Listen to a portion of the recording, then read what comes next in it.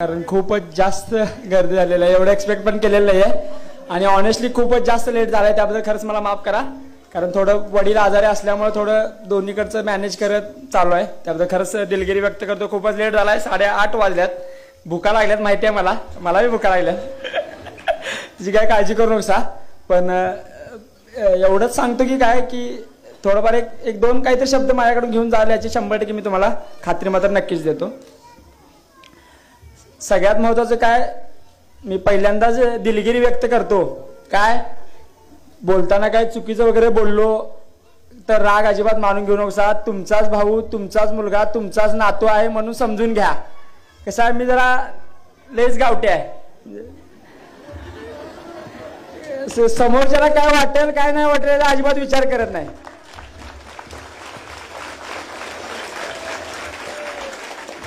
काय जे काय असेल ते रोखठोक बोलायचं आणि जे काय असेल ते खरं बोलायचं. काय आपल्याला खोटं काय बोलायला जमत नाही.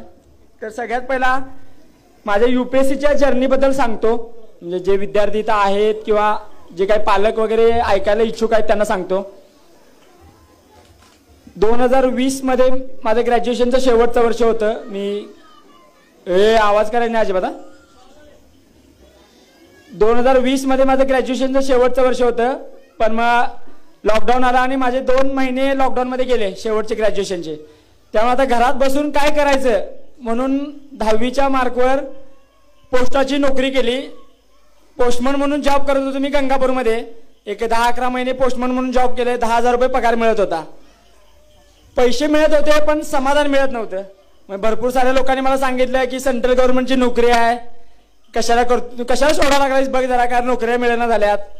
मग तेच की शेवटी माझं नेहमीच म्हणणं असतं की पैसे पण महत्त्वाचे आहेत, पण त्यातनं मिळणारं किंवा त्या नोकरीतनं मिळणारं समाधान पण खूप महत्त्वाचं आहे. पण ते समाधान मला कुठेतरी मिळत नव्हतं. सो ते समाधान शोधायच्या प्रयत्नामध्ये मी काय केलं, आता एप्रिल 2021 मध्ये म्हणजे 31 मार्चला मी जॉब सोडला आणि एप्रिल 2021 मध्ये माझ्या मंगळवेढ्याच्या मित्रासोबत आम्ही सोलापूरवरून दिल्ली गाठली. 2021 मध्ये पुण्याचे एक उद्योगपती होते माझ्या, तो मंगळवेढ्याच्या मित्राचे आजोबांचा विद्यार्थी ते अजित शहा म्हणून होते पुण्याचे. त्यांनी मला क्लाससाठी 2,35,000 रुपये रोख रक्कम खात्यात कोणत्याही गॅरंटी शिवाय एका शब्दावर जमा केली. आणि माणसानं मोठं इतकं मोठं व्हावं की मदत केलेली विसरून जावी. त्या सरांना मी माझ्या रिझल्टच्या आधी मेसेज करून ठेवलाय की सर असं झालं, मी 3 अटेम्प्ट दिल्यात आणि मी पहिला फेल झालो, दुसऱ्यामध्ये प्री निघाली झालं आणि माझं असं चालू आहे. आणि त्या सरांनी अजून पण मला रिप्लायच द्यायने. सांगायचा उद्देश काय की माणसाने एवढं मोठं व्हावं, मदत करावी आणि विसरून जावं. सो 2021 मध्ये दिल्लीला गेलो. दिल्लीमध्ये एक क्लास लावला. क्लासची सगळी फी मॅनेज झाली होती. पोस्टातनं कमवलेलं 1,00,000 रुपये होतं. माझा एक मित्र माझ्यासोबत जॉईन झालेला कार्तिक, मुडशिंगीमध्ये BPM आहे वाटतं. तर मुडशिंगी ग्रामपंचायतीला एक विनंती आहे. मला सांगितलं कार्त्यानं मेसेज करून जरा तुझ्या भाषणात येऊ दे म्हणून. मुडशिंगी ग्रामपंचायतीला एक कळकळीची विनंती आहे. सध्या पोस्ट ऑफिस भाड्याच्या खोलीमध्ये चालू आहे वाटतं. तर माझी एक कळकळीची विनंती आहे की काय त्यांना एक थोडीशी ऑफिशियल खोली वगैरे किंवा ऑफिशियल जागा वगैरे उपलब्ध केली तर खूप खूप पोस्ट ऑफिसवर उपकार होतील असं मला वाटतंय. सांगितलेलं त्यामुळे काय जवळचा मित्र आहे, शेवटी कसं आहे मित्र आहे तर आपण आहे, नाहीतर काहीच नाही. त्यामुळं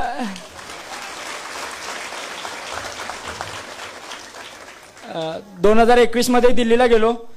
1 वर्ष क्लास केला. 2022 मध्ये पहिला अटेम्प्ट दिला. आपलं काय ठरलेलं काय, एवढा पण काय हुशार नव्हतं मी की बाबा काय लगेच तूप खाल्ले आणि लगेच रूप यायचं असलं काय नव्हतं आपलं. की आपल्या जर काय गावाकडच्या पोरांनी 3-4 अटेम्प्ट लागते असं कुठं डोक्यात ठेवूनच दिल्लीला गेलतो. मग पहिल्या अटेम्प्टमध्ये काय पास करण्याची काय गॅरंटी बी नव्हतीच आणि तसंच झालं. पहिली प्री उडाली, मग प्री काय पास झालो नाही. मग आता काय करायचं म्हणून मेन्सची तयारी चालू केली. म्हणजे जे आता बऱ्याच जणांना काय माहिती आहे नाही माहिती आहे माहीत नाही, गृहीत धरतो की आता सांगायचं म्हणून सांगणारच आहे आता. सो मग मेन्सचा अभ्यास चालू केला. त्या 6 महिन्यामध्ये मेन्सचा वगैरे अभ्यास केला. माझ्या स्वतःच्या नोट्स वगैरे बनवल्या. पण मग नेलेलं पैसे वगैरे संपलं आणि दिल्लीचं वातावरण काय सूट होत नव्हतं.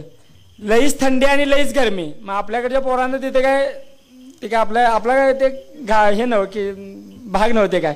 त्यामुळे परत पुण्याला यायचं ठरवलं. मग जानेवारी 2023 मध्ये पुण्याला आलो.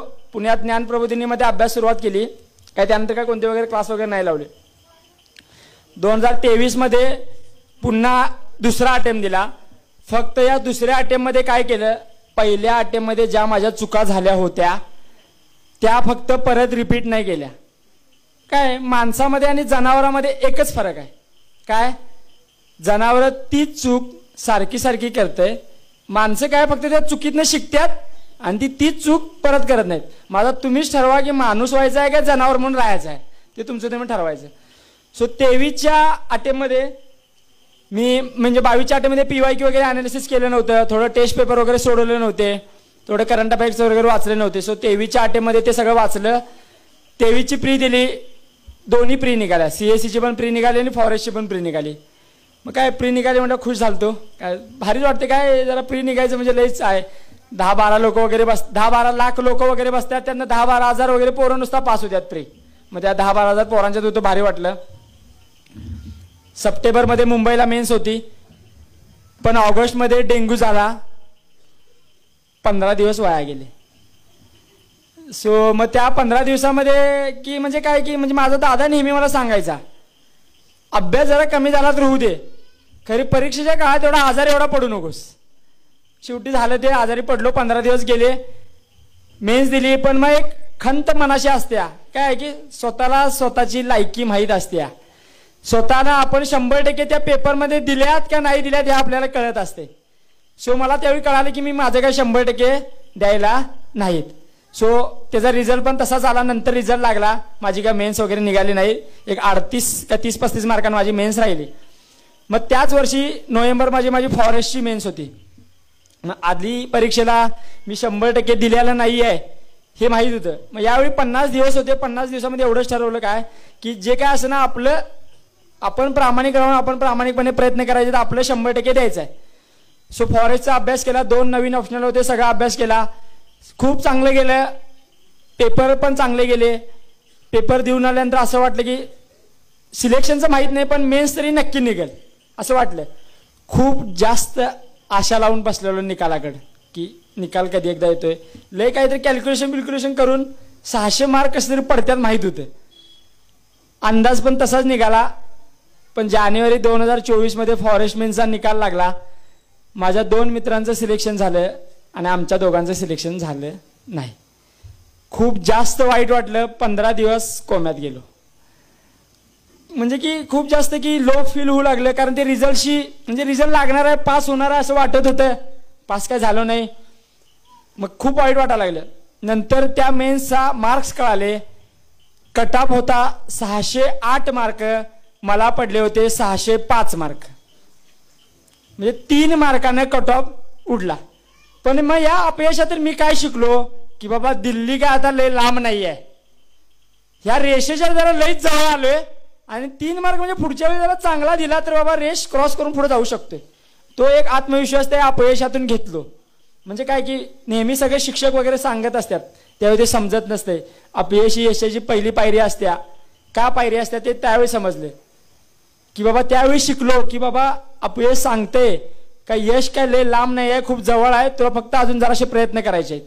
सो ते प्रयत्न करत गेलो. मग थोडंसं लो फील होतं. 15 दिवस वगैरे वाईट वाटत होतं, एकटं वाटत होतं. आता घरात सांगायचं तर सांगायचं कुणाला, काय आई काय शिकलेलीच नाही आहे आणि पप्पा 10वीपर्यंत शिकल्यात. मग त्यामुळे काय म्हणजे पण माझ्या आईकडे बघून मला एक नेहमी वाटतंय, आई माझी साक्षर जरी नसली, शिकलेली जरी नसली, पण शहाणी खूप आहे. म्हणजे जे असते ना की शहाणपणा आणि साक्षरतेचं काय रिलेशन आहे की नाही मला माहीत नाही, पण माझ्या आईच्या बाबतीत तर 100% नाही असं मला वाटतंय. सो ते असतं ना गावाकडे आपलं म्हणणं असते बघा, पोरं आमचा आईबाबा काय शिकाय नाही, त्यांचं लय आईबाबा शिकल्यात, तसले काय नसते, नुसतं लाड आहे ते काय नसते. सगळी पोरं सारखी असतात. आपल्यात लात मारेल तिथं पाणी काढायची ताकद पाहिजे, काय बी करून दाखवू शकतो.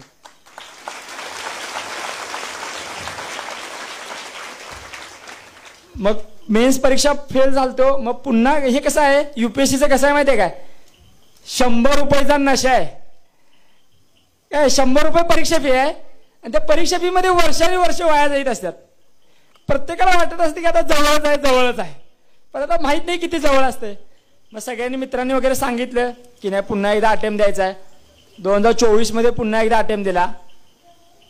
दादा होता पाठीशी, त्यामुळे काय काळजी नव्हती. CSEचा मेन्सचा काय कट ऑफ जास्त मार्कांना राहिलेला, त्यामुळे त्याचं काय होईल का नाही माहीत नव्हतं मला, त्याची काय गॅरंटी नव्हती. कारण फॉरेस्टचा कट ऑफ 3 मार्कांना राहिलेला, त्यामुळे वाटत होतं की आता कसं ते करून फॉरेस्टची प्री काढायची आहे. म्हणजे यावेळी फोकस होता 2024ला काय दोन्ही प्री काढायचे आहेत. प्रीचा अभ्यास केला. काय आलं, फॉरेस्टचा प्रीचा कट ऑफ एक 10-15 मार्क जास्त लागतोय CSEच्या प्रीपेक्षा. अभ्यास केला, खूप जास्त वाटत होतं की दोन्ही प्री निघतील. रिझल्ट चेक केला. रिझल्ट चेक करताना CSEची प्री निघणार याची 100% गॅरंटी होती. फक्त फॉरेस्टच्या प्रीबद्दल जरा जीव कुठेतरी अडकलेला. प्रीच्या लिस्टमध्ये, प्रीचा रिझल्ट लागलेल्या लिस्टमध्ये नाव चेक केलं, लिस्टमध्ये नाव नव्हतं प्रीच्या. मग फक्त आता काय, फॉरेस्टचा दुसरा चान्स नव्हता, फक्त CSE मेन्सचा एकच चान्स होता. फक्त यावेळी काय केलं, या 2024 मध्ये मेन्सला काय केलं, मला मागच्या वर्षी ऑप्शनलला 215 मार्क पडलेले. यावर्षी ऑप्शनलच्या 6-7 टेस्ट दिल्या. GSचे माझे पेपर कव्हर होते, त्यामुळे फक्त एकच फुल लेंथ पेपर लिहिला. फक्त ऑप्शनलवर खूप जास्त फोकस केला आणि ते मला त्याचं रिटर्न पण मिळालं. ज्या दिवशी मेन्सचा निकाल लागला त्या दिवशी पप्पांना घेऊन DY पाटील हॉस्पिटलमध्ये PCNLची सर्जरी करायला. पप्पांची उद्या सर्जरी होती, दुसऱ्या दिवशी सकाळी घेऊन जायचं होतं.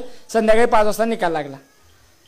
सो मग काय हसायचं का रडायचं त्यावेळी समजतच ना. म्हणजे त्या गोष्टीला त्या काय असं असतं ना की खूप जास्त माणूस अडचणीत असला आणि त्यावेळी जास्त आनंदी क्षण असले की कळतच नसते. सुखाचं काय आणि दुःखाचं काय हेच काय कळत नसते. सो तेवढं भारी वाटलं. म्हणजे काय ते आनंद घरी जास्त असतं की खूप जास्त भारी वाटलं असतं, पण मग ते आनंद साजरा करणं त्यावेळी काय हेच नव्हता. मग पप्पांची सर्जरी झाली. मग 10 डिसेंबरला वगैरे रिझल्ट लागला, 10-12 डिसेंबरला.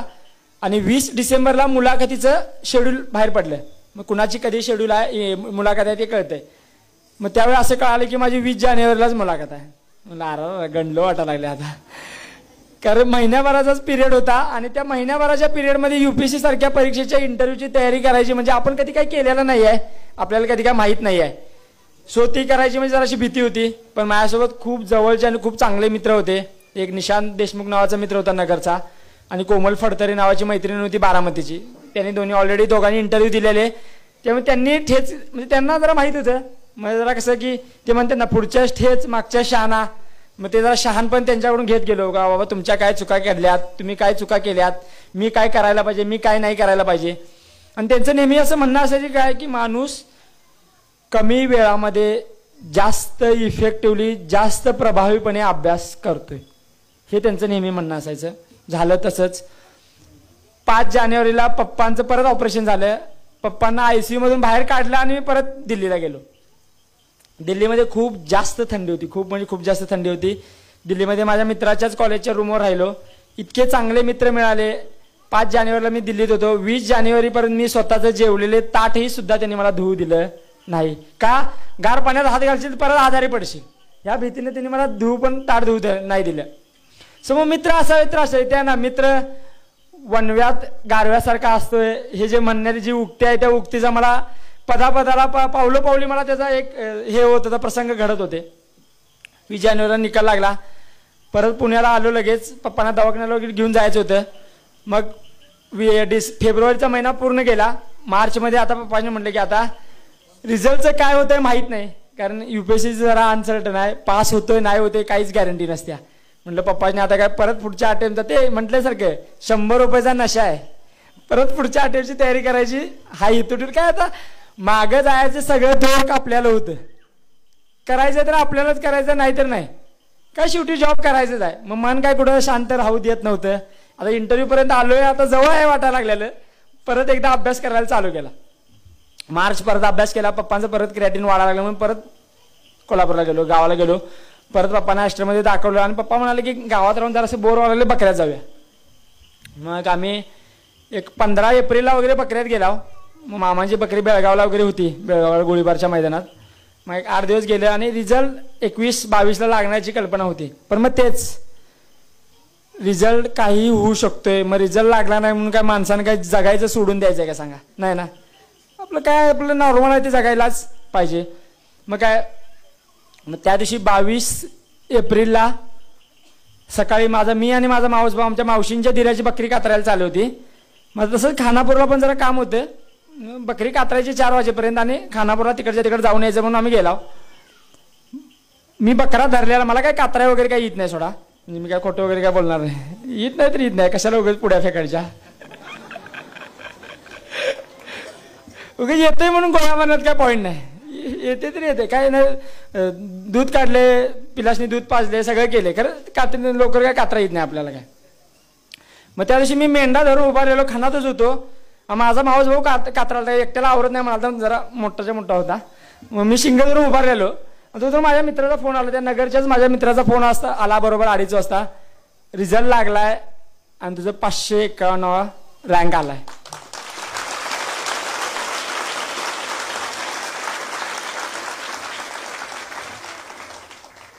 खूप भारी फिलिंग असत्या, खूप म्हणजे खूपच भारी फिलिंग असत्या. म्हणजे काय फिलिंग असते ना, की म्हणजे जे आहे ना, की खूप जास्त वर्षापासून एखादं स्वप्न बघितलेलं असतंय आणि ते क्षणात एक असं वाटतं की म्हणजे सत्यात उतरवलंय. काही काळात तर विश्वासच बसत नाही. परत म्हणजे असलं मग विश्वास कधी बसायला लागला की खूप जास्त पोरांचे फोन यायला लागले. मोबाईलचा पण किस्सा आहे की मोबाईल हँग होऊन गेला, पण मग हँग होण्यामागचं कारण एवढं होतं, मग रिझल्टचं लागला. मग त्यानंतर खूपच आयुष्य कलाटणी, म्हणजे आयुष्याला खूपच जास्त कलाटणी पडली. 4 व्हीलरमध्ये कधी बसून माहीत नव्हतं, खूप जास्त 4 व्हीलर घ्यायला यायला लागल्या, साहेब इकडे या, साहेब तिकडे या. त्यामुळे खूपच जास्त आयुष्य बदललं. आणि मला असं वाटतं की प्रत्येक विद्यार्थ्यानं आयुष्यातल्या या क्षणाचा आनंद नक्की घ्यावा असं मला वाटतंय. खूप चांगली फिलिंग असत्या. स्टेजच्या त्या पलीकडे होऊन मी सुद्धा ऐकलेले आहेत भाषणं, पण स्टेजच्या इकडे येऊन बोलण्याची जी मजा आहे थोडीशी तिकडे जराशी कमी आहे, इकडे जराशी जास्त असं वाटतंय. सो विद्यार्थ्यांनी इकडे येऊन बोलण्याचा आनंद घ्यावा असं मला वाटतंय. सो अजून एक किस्सा सांगायचा राहिला. 10 मार्चला 11 वाजता लायब्ररीतनं परत येताना मोबाईलवर असं चॅटिंग करत चाललेलो रस्त्यातनं. मागणं आलीत आणि 2 व्हीलरवाली मोबाईल घेऊन गेलीत हातातनं हिसकावून. आणि तिथनं पळत मोबाईल नंबर काय आधीच्या लोकांच्या सारखं आम्हाला काय पाठ नव्हतं, सगळं सेव्ह करून ठेवलेलं. एक बी नंबर पाठले, घरच्यांचं 2-3 पाठ होतं, खरं घरच्यांशी फोन करू काय, घरी सांगावी नव्हतं मोबाईल चोरीला गेलाय. घरला सांगितलं तर दादा शिवा देणार, त्यामुळे घरात सांगावी नव्हतं. घरात एवढं सांगितलं काय, मोबाईल बाद व्हायला लागलाय घरात माहित होतं, मोबाईल बंद पडला एवढं सांगितलं घरात. आणि मित्राला फोन केला, पोलीस स्टेशनमध्ये पळत गेलो. तिथनं मित्राला कुठल्या त्याच्यावरनं फोन करून रूमवर जाऊन मित्राला फोन करून त्याला बोलवून घेतलं 2 व्हीलरनं. एका पोलीस स्टेशनमध्ये गेला. मग त्यांनी म्हणाले की अशी ऑनलाईन वेबसाईट आहे, त्या वेबसाईटवर तुमची तक्रार नोंदवा आणि जावा म्हणाले. तासभर पोलीस स्टेशनच्या बाहेर बसला, आमची का वेबसाईटच ओपन व्हायला नाही. आता म्हटलं एकदा मोबाईल गेलाय, म्हटलं आता गणलं म्हटलं सगळं. मोबाईल गेलेल्याचं दुःख नव्हतं, कारण डॉक्युमेंट लई महत्वाची होती मोबाईलवर, त्याचं लई दुःख झालं. मग दुसऱ्या दिवशी माझ्या मित्रांनो वगैरे असते ना, एखादा मित्र असतोय बघा, त्यांचं जरा कॉन्टॅक्ट असतं जरा चांगलं, इकडे तिकडे जरा PIला PSIला वगैरे फोन फिरवलं.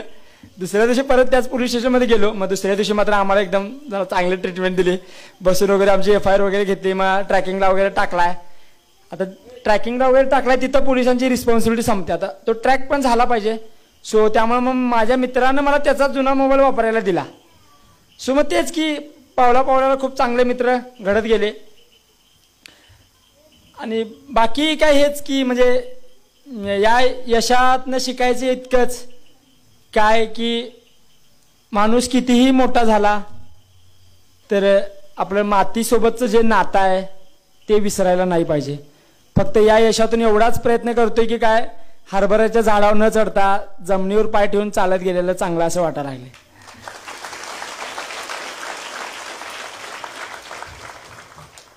फक्त सांगायचं म्हणजे काय की रिझल्ट लागल्यानंतर त्या 20 दिवसामध्ये मी उचललेले कॉल सोडून रोज 1800 मिस कॉल पडायचे. सो मोबाईल म्हणजे ते आता इतका हँग झाला की मला कधी कधी असं व्हायचं की मला कुणाला तरी फोन लावायचा आहे. आता कधी फोन यायचं थांबत्यात आणि ते मी कधी एकाला फोन लावते असं व्हायचं. सो मलाच फोन लावायला 10 मिनिटं थांबावं लागायचं आणि मग मी पोराशी फोन करायचो काय व्हायला लागले काय नाही विचारायसाठी. मग ते झालं. मग त्यानंतर काय मला एका व्यक्तीने येऊन नाव घेणार नाही iPhone 16 Pro सुद्धा दिला मला. साहेब घ्या तुम्हाला तुमचा मोबाईल खराब झालाय. एका व्यक्तीने येऊन 50,000 सुद्धा दिले की घ्या तुमच्या मिरवणुकीला वगैरे तुमच्या स्वखर्चाला वगैरे घ्या. पण मग तेच की पण काय हे पैसे वगैरे काय आयुष्याला पुरलेले नाही आहेत. तेच शेवटी सांगतो की म्हणजे काय नाही म्हणणं माणसाला लय अवघड असते, कारण मी वयानं लहान आहे, समोरच्या व्यक्ती खूप मोठ्या असतात, आपल्याला अजून काय शिकलेलं नाही, तिने लय पावसाळा बघितलेला असला तर नाही तरी म्हणायचं कसं. कसं तरी मी नाही म्हणा नाही कुणाला तर सांगून नाही म्हणून त्यांचा मोबाईल त्यांचे ते 50,000 रुपये त्या व्यक्तीला त्यांना पोच केले की साहेब ज्यावेळी मला 100% पैशांची गरज लागेल तेव्हा 100% तुमच्यावर फोन करून पैसे मागणार, पण आत्ता नको. सो ते त्यांचे पैसे परत दिले. सांगायचा उद्देश इतकाच की काय माहीत नाही आयुष्यामध्ये पुढं काय होणार आहे मला माहीत नाही. सध्या करू शकतोय, सध्या करतोय, तर सध्या प्रामाणिक राहायचा प्रयत्न करतोय एवढाच.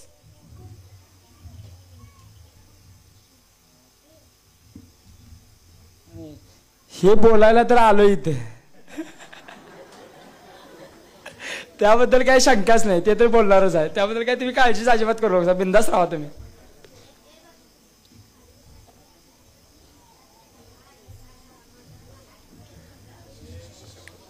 हे झालं माझ्या UPSCच्या जर्नीबद्दल. तर मी थोडंसं सांगतो. रिझल्ट लागल्यानंतर न्यूज मीडियातनं वगैरे आले लोक, बकरी राखणारं पोरग सिलेक्ट झालं UPSCमध्ये, बकरी राखत होतं, बकरी राखत अभ्यास करत होतं, असं सगळीकडे पसारले. मग ते मनाला कुठेतरी खंत वाटते ना की बाबा चुकीचा काय संदेश समाजामध्ये पसरवला नाही पाहिजे. जी काही सत्य परिस्थिती आहे ती समाजासमोर मांडायला पाहिजे, जी काही समाजासमोर आणायला पाहिजे.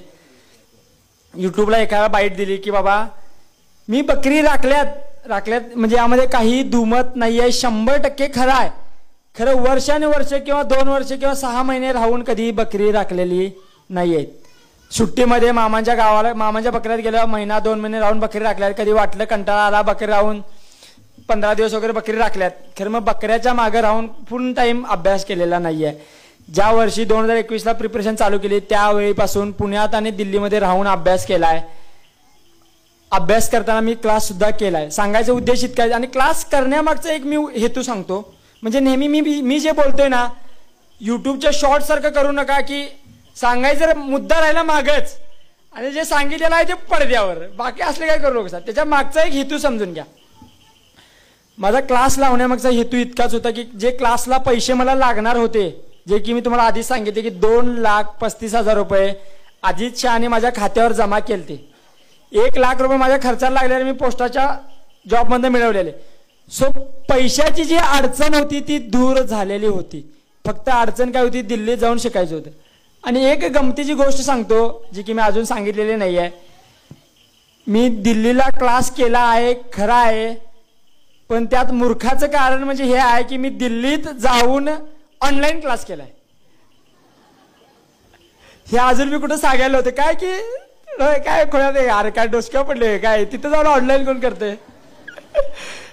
त्यामुळे मला सांगायचा उद्देश इतकाच की तुम्ही कुठेही क्लास करू शकताय. ऑनलाईन करू शकता, ऑफलाईन करू शकता. शेवटी क्लास लावायचा नाही लावायचा हा डिस्क्रिप्शन तुमच्या पालकांचा, तुमची घरची परिस्थिती काय आहे, मागं कमवणारं कोणी आहे की नाही, या सगळ्या गोष्टींचा पुरेपूर विचार करून तुम्ही या सगळ्यांनी याच्याबद्दल निर्णय घ्यावा असं मला वाटतंय. मी करू शकतोय तर तुम्हीही करू शकताय.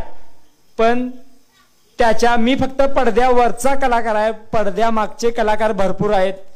जसं की माझा मोठा भाऊ, त्याला PSI व्हायचं होतं पण घरच्या परिस्थितीमुळं आर्मीमध्ये भरती झाला.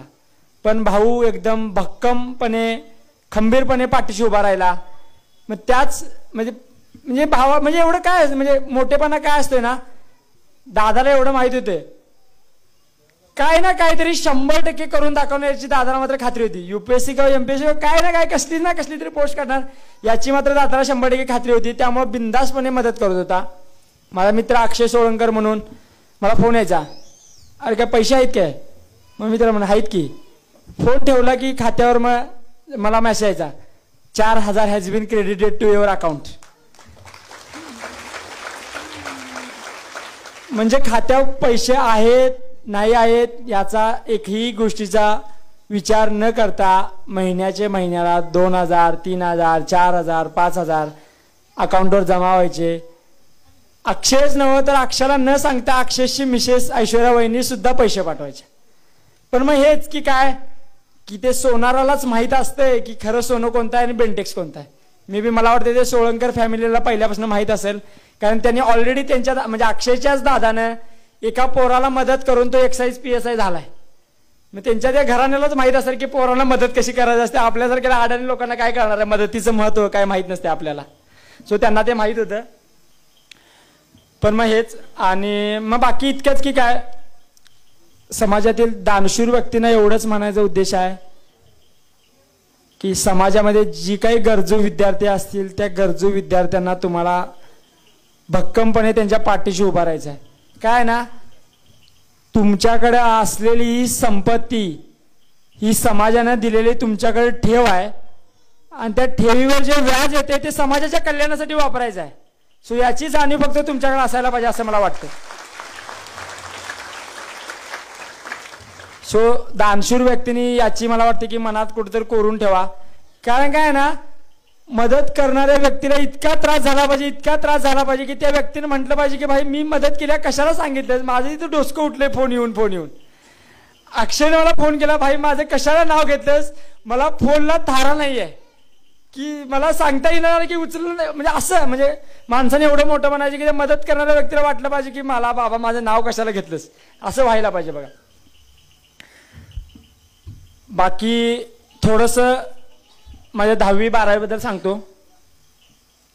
शाळेत जरा पहिल्यापासूनच ठीकठाक होतो खरं. 34 स्कॉलरशिपला बसलो खरं सिलेक्ट झालो नाही.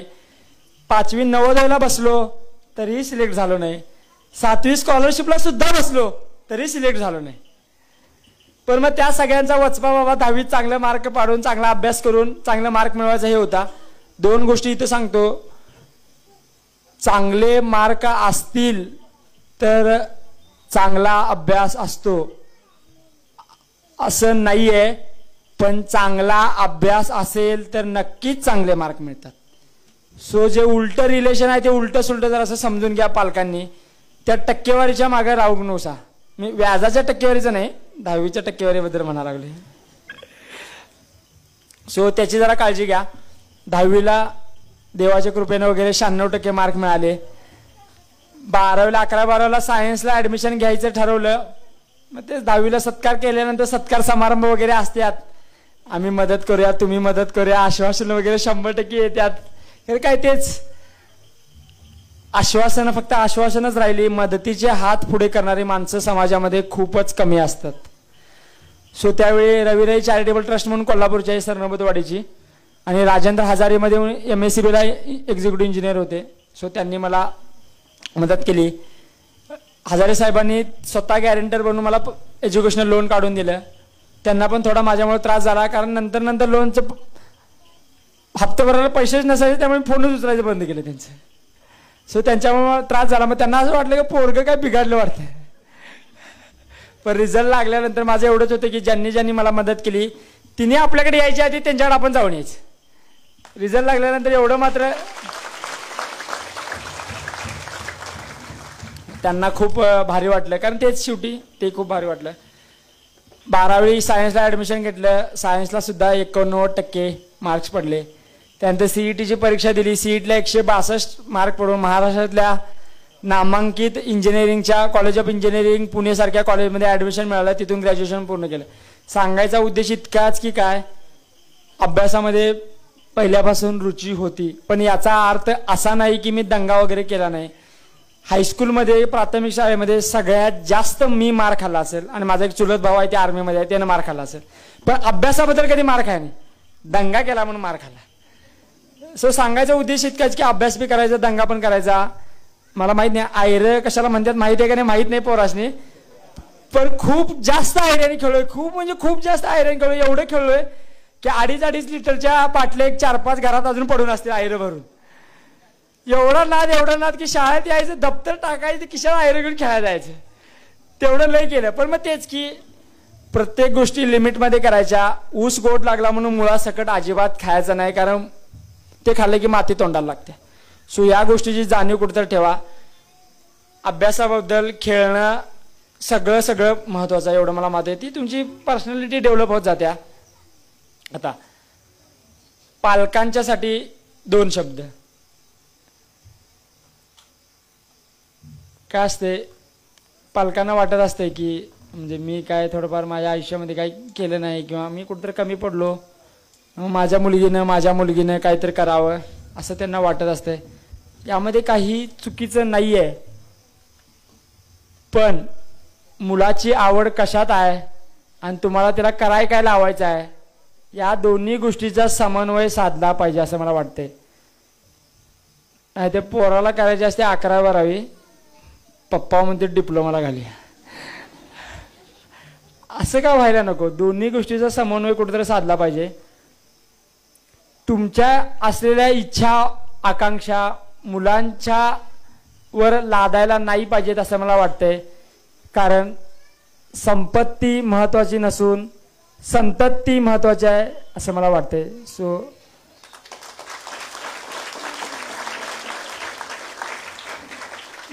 मुलांच्या आरोग्यावर शिक्षणावर फोकस द्या. इंग्लिश मिडियमलाच पोरगं घातलं तर हुशार होते आणि मराठी मिडियममधनं पोरगं हुशार होत नाही असलं काय नाही आहे. मी सुद्धा मराठी मिडियममधून 10वीपर्यंत शाळा शिकलोय. त्यामुळे जे काय मनात न्यूनगंड असतील पालकांच्या, आणि त्यातल्या त्यात मी जिल्हा परिषदच्या शाळेत 7वीपर्यंत शिकलोय. सो कधीही कमीपणा वाटला नाही आहे. पण मग एवढंच की काय, मराठीमधून इंग्लिशमध्ये ट्रान्सलेशन व्हायला थोडा त्रास होतो. पण मग ते त्रास जे टोचणारे काटे असतात ते काटे आपण काढायचे असतात. दुसऱ्यानं काढायला लागले की जरा जास्त त्रास होते. सोशल तसं काटे काढत गेल्याला जरा बरं असते. सो त्यासाठी प्रयत्न करत गेलो. सो पालकांनी तेवढं लक्षात ठेवावं. आणि बँकेत पैसे ठेवून सरळ व्याज घेण्यापेक्षा पोरांच्या शिक्षणावर आणि आरोग्यावर खर्च करून चक्रवाढ व्याज घेतलेलं कधीही चांगलं असते असं माझं वैयक्तिक मत आहे. सो त्या गोष्टीचा कुठेतरी पालकांनी मला वाटतं की थोडंफार जाणीव राहू दे त्यांच्या मनाशी. ज्या पोरांची आत्ता 10वी झाल्या आणि जे पोरं माझ्या यशाकडे बघून एकदम असं एकदम पिटून उठल्यात, त्या पोरांच्या आणि त्या पालकांच्यासाठी 10वी झाल्यानंतर 11वी-12वी करायची, ITI करायचा, डिप्लोमा करायचा किंवा अजून काही करायचं, हे तुमच्या शिक्षकांचं आणि तुमच्या पालकांचं यांचा वैयक्तिक निर्णय आहे. फक्त एवढंच म्हणायचं आहे मला की काय, पुढं UPSC काहीतरी करायचं आहे म्हणून आता 11वी-12वीचं आयुष्य तुमचं म्हणजे ते थोडं डिस्टर्ब करू नकोसा. जे काय सध्या काय करायचं आहे ते प्रामाणिकपणे करा. कसं आहे की प्रेझेंटमध्ये जगल्याला चांगलं असते. फ्युचरची फक्त जाणीव असायची. फ्युचरच्यासाठी प्रेझेंट खराब करून घ्यायचं काही पॉईंट नाही आहे. सो 10वीच्या पोरांनी तेवढं लक्षात ठेवायचं की तुम्हाला आत्ता काय करायचं आहे. कसं आहे, सगळं एकदम खायचं म्हटलं की पोट बिघडते. सो जरा खायचा प्रयत्न करा. एकदम तोंडात ते जाईत बी नाही आणि ते पचत बी नाही. सो त्याची जाणीव घ्या. ज्या मुलांची आत्ता 12वी झाल्या त्या मुलांना सांगतो, कॉम्पिटेटिव्ह एक्झामिनेशनची तयारी करायची असेल तर ग्रॅज्युएशनच्या 2nd इयरपासून किंवा ग्रॅज्युएशनच्या 3rd इयरपासून ज्या काही बेसिक गोष्टी असतील NCERT वगैरे वाचायच्या म्हणा त्या स्टार्ट करू शकताय असं मला वाटतंय. म्हणायचा उद्देश इतकाच की माझ्या आयुष्यातला टर्निंग पॉईंट काय होता तर COEPला ॲडमिशन मिळवणं, म्हणजे महाराष्ट्रातल्या नामांकित अभियांत्रिकी कॉलेजमध्ये ॲडमिशन मिळवणं माझ्या आयुष्यातली टर्निंग पॉईंट होता. सो सांगायचा उद्देश इतकाच की ग्रॅज्युएशन करताना चांगल्या नामांकित कॉलेजमधून ग्रॅज्युएशन करा. कारण ते कॉलेजचं कल्चर असते, कॉलेजचं ॲटमॉस्फिअर असते, ज्या ॲटमॉस्फिअरमुळे तुमची पर्सनॅलिटी डेव्हलप होत असते. सो या गोष्टीकडे गांभीर्याने थोडंसं लक्ष द्या. चांगलं कॉलेज मिळवायच्याकडे थोडा भर द्या. कुठल्या पण गावठी कॉलेजमधून ग्रॅज्युएशन करू नकोसा. कारण त्या गोष्टी करून तुमच्या पर्सनॅलिटीमध्ये एवढा काय भर पडत नसतोय असं मला वाटतंय.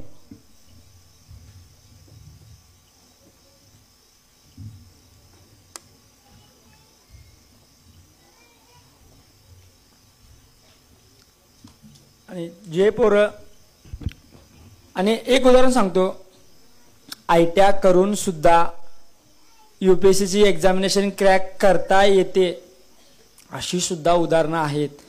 सो एक काय माहिती का, आजकाल समाजामध्ये काय वातावरण पसरले माहिती काय, 11वी-12वी करायला मी जरासं कॉलेजमध्ये टाईट असते आणि आयटी करणाऱ्या पोरांनी वाटत असते यायला आम्ही काही कामाचेच नाही वाटत असं वाटत असते. असं काहीही नसतंय. इंजिनिअरिंग करणाऱ्या इलेक्ट्रिकल इंजिनिअरिंग करणाऱ्या पोराला लाईट गेल्यावर कशामुळे लाईट गेलेली असते हे माहीत नसते, ते आयटी इलेक्ट्रिशियन केलेल्या पोराला माहीत असते. तो सांगायचा उद्देश एवढाच की कमीपणा कोणत्याही कामात मानायचा नाही.